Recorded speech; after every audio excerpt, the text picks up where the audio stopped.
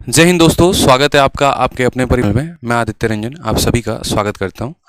चलिए, तो जैसा कि आप सभी को पता है, पेपर आपका अब स्टार्ट होने वाला है और इस लास्ट टाइम में आपके लिए कुछ ऐसे टिप्स हैं जो बहुत ही ज़्यादा ज़रूरी हैं, जिनको आपको फॉलो करना ही पड़ेगा, क्योंकि अगर आप इनको फॉलो नहीं करेंगे तो आपका स्कोर जो है वो थोड़ा सा कम रह सकता है।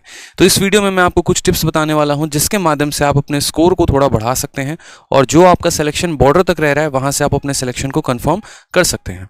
ठीक है, बहुत ज़्यादा बच्चों की डिमांड थी कि इसके ऊपर वीडियो लेकर आइए, तो ये वीडियो आपके सामने है। तो सबसे पहले बात करते हैं यहाँ पर कि देखिए, आपको अभी से मॉक टेस्ट लगाना शुरू कर देना है।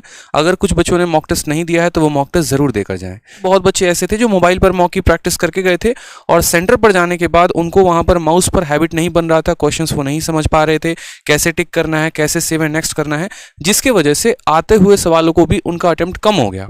ठीक है, तो एटलीस्ट अगर आपके पास सिस्टम नहीं है तो कम से कम किसी दोस्त से बोरो कर लीजिए या साइबर कैफे में चले जाइए, लेकिन एक आधा मॉक का जो है कम से कम 4-5 मॉक की प्रैक्टिस आप सिस्टम पर करके जाइए, क्योंकि जब वहां पर आप जाएंगे तो एक ऐसा आपको इंटरफेस मिलेगा, जो सवालों को आप टिक करेंगे वो हरे कलर का होगा, जो आप छोड़ देंगे वो लाल कलर का होगा और जिनको टिक करके छोड़ेंगे वो नीले कलर का होगा। ऊपर में सारे आपके सब्जेक्ट दिए गए होंगे, जिस क्वेश्चन की आप भाषा बदलना चाहेंगे वो आप यहां से बदल पाएंगे। इस तरीके से करके तो मॉक टेस्ट देना बहुत ही ज्यादा जरूरी है, क्योंकि इससे आपकी जो है वो रफ्तार बनेगी। नेक्स्ट बात करते हैं यहाँ पर कि जो अब हमारे पास समय बच गया है उसमें हम क्या करें, तो रिविजन। जितना ज्यादा हम रिवाइज कर सकते हो ना, आप उतना ज्यादा रिवाइज करोगे। ठीक है, ये बहुत इंपॉर्टेंट आर्ट है। ब्रूस ली ने भी हमेशा, मैं कहता हूं कि कहा था कि मुझे उस व्यक्ति से डर नहीं लगता है जिसको 10,000 मूव्स आते हैं, मुझे उस व्यक्ति से डर लगता है जिसने एक ही तरीके को कम से कम 10,000 बार प्रैक्टिस कर रखा हो। तो सेम तरीके से आपने जो भी पढ़ा है, जहां से भी पढ़ा है, जो भी नोट्स आपने बनाए हैं, उन सबको आप रिवाइज करेंगे। ये आपका गोल्डन फंडामेंटल होना चाहिए।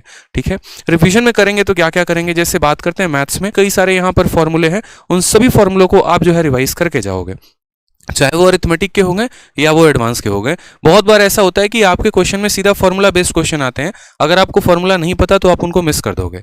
उसी तरीके से सेकंड आपके जीके में अगर हम बात करें तो स्टैटिक का पोर्शन, ठीक है, जैसे छोटी छोटी चीजें, दर्रे हो गए, यहाँ पर झरने हो गए और आपके यहाँ पर मरुस्थल हो गए, तो इनके ऊपर क्वेश्चन सीधा सीधा पूछा जाता है।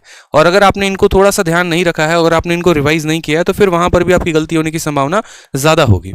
करंट अफेयर के भी बहुत ऐसे पॉइंट होंगे जहां पर अक्सर आप कंफ्यूज कर जाते हैं। अगर मैं ये पूछूं युवा दिवस कब मनाया जाता है और 4 डेट दे दूं, तो आपको पता तो है कि जनवरी में मनाया जाता है या फरवरी में, जो भी है, लेकिन आप उसमें कंफ्यूज हो जाएंगे। तो इस बात का ध्यान रखिएगा। जो भी चीज आपने पढ़ी है, अब नया कुछ भी पढ़ने की जरूरत नहीं है, बस जो पढ़ा है उसी को बार बार रिवाइज करेंगे। थर्ड सबसे ज्यादा जो कंफ्यूजिंग होता है वो है आपका वोकैबुलरी। ठीक है, आपको ऐसा लगेगा कि यार इस ऑप्शन के चारों साइनो हैं या 2 ऑप्शन तो साइनो है ही हैं, लेकिन क्लैरिटी नहीं होने की वजह से आप तुक्के लगाएंगे। इसलिए आपने जितना पढ़ा है उसको रिवाइज करिए बहुत शानदार तरीके से। और फोर्थ है आपका नोट्स।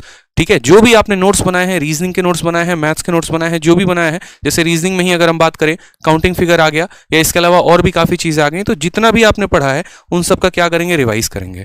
क्योंकि पेपर में आपके नोट से ही क्वेश्चन आएगा, इस बात का ध्यान रखिए, उससे बाहर नहीं आने वाला है। बस वो चीज आपने रिवाइज नहीं की है तो आप उसको छोड़ सकते हैं या गलत कर सकते हैं। इसलिए पहले जो पढ़ा है उसको रिवाइज करो, वो ज्यादा फायदेमंद है। चलिए, और जो यहाँ पर इंपॉर्टेंट बात है वो यहाँ पर पीछे एक और फोटो जो मैंने लगा रखी है, वो देखिए, यहाँ पर तुक्के नहीं लगाने हैं। ये एक बड़ा कॉमन सा बात है। देखिए, आपके पेपर में नेगेटिव मार्किंग है, यानी आपका हर सवाल की वजह से 0.25 मार्क्स कटेगा। और कटेगा तो यहाँ पर जो कंपटीशन आप दे रहे हैं ना, उसमें यहाँ पर पॉइंट नंबर से भी बहुत ज्यादा लोग आसपास में रहते हैं। जैसे अगर मैं बात करूं, एक नंबर पे 200, 400 लोगों का डिफरेंस होता है। कई बार तो 2-2 हजार लोग जो है वो पीछे छूट जाते हैं एक नंबर से। तो आपका हर एक सवाल महत्वपूर्ण है। यहां पर आपको उसकी वैल्यू पता नहीं चलेगी, लेकिन जब फाइनल मेरिट लिस्ट बनेगा तो उसका पता चलेगा। तो बहुत बच्चे ऐसे होते हैं ना, जो सही जा रहे होते हैं लेकिन जबरदस्ती की आदत होती है तुक्के लगाने की। तो तुक्के मत लगाना, क्योंकि तुक्के लगाते वक्त यहाँ पर जो है आपका एकदम बढ़िया वाला फोटो, इसे एकदम मन में एकदम खुश रहोगे, अब भाई मजा आ गया, एकदम सारे सवाल करके आए हैं। क्योंकि एक मोहतरमा का हम वीडियो देख रहे थे अभी कुछ दिन पहले, CHSL में 100 के 100 सवाल करके आई हैं। ठीक है, तो खुश तो होते हैं जब लगा के आते हैं, सेंटर से बाहर इससे एकदम चेहरा झलकता है, लेकिन जिस दिन आंसर की आती है ऐसा वाला भी चेहरा हो जाता है। इस बात का ध्यान रखना। ठीक है, तो पहले का रिजल्ट पे मत फोकस करो, बाद क्या होने वाला है उसको देखकर अभी सोच लो, तो तुक्के नहीं लगाने। हाँ, उस केस में जब आपकी नैया पार नहीं लग रही, जब आपको पता है कि 30 या 40 क्वेश्चन ही आपसे हो रहे हैं, तो उस केस में फिर लगाना ना लगाना बात बराबर पड़ जाता है। तो उस केस में लगाकर आप थोड़ा सा जो है एक तरीके से अपने लिए सिक्योरिटी ढूंढ सकते हैं। बट जब आपके अटेम्प्ट 60-70 प्लस जा रहे हैं और वो भी सही हैं, तो उस केस में तुक्के ना लगाएं। ठीक है, और जो लास्ट हमारे तरफ से जो कुछ टिप्स रहेगा वो ऐसा बड़े भाई की तरह रहेगा, आपके आदित्य भैया की तरफ से रहेगा। वो ये रहेगा कि यार देखो, प्रेशर मत लेना मेरे भाई। ये है ना, मैंने अपनी लाइफ में कई सारे एस्पिरेंट से बात की है, कई सारे एस्पिरेंट्स की कहानी देखी है और आज भी देख रहा हूँ। आज भी मेरे पास बच्चे जब डेली पूरे भारत से मुझसे मिलने आते हैं तब भी ये कॉमन सी बात उनके अंदर झलकती है, वो होता है कि सर प्रेशर। जब वो एग्जाम दे रहे थे ना तब उन्होंने सबसे ज्यादा प्रेशर लिया था, सबसे ज्यादा। मतलब अभी अगर वो मुझसे बात करेंगे तो प्रेशर नहीं होगा, वो पढ़ाई करेंगे तो प्रेशर नहीं होगा, बट उनके साथ एक कॉमन सी बात ऐसी हो जाती है कि वो जब पेपर देने बैठे हैं तभी उनको प्रेशर होगा, तभी उनको ये नजर आएगा कि हाँ उनकी वाली उनको छोड़ के चले गए, तभी उनको ये नजर आएगा कि उनके घर में प्रॉब्लम है, तभी उनको ये नजर आएगा कि उनके पास पैसे नहीं है।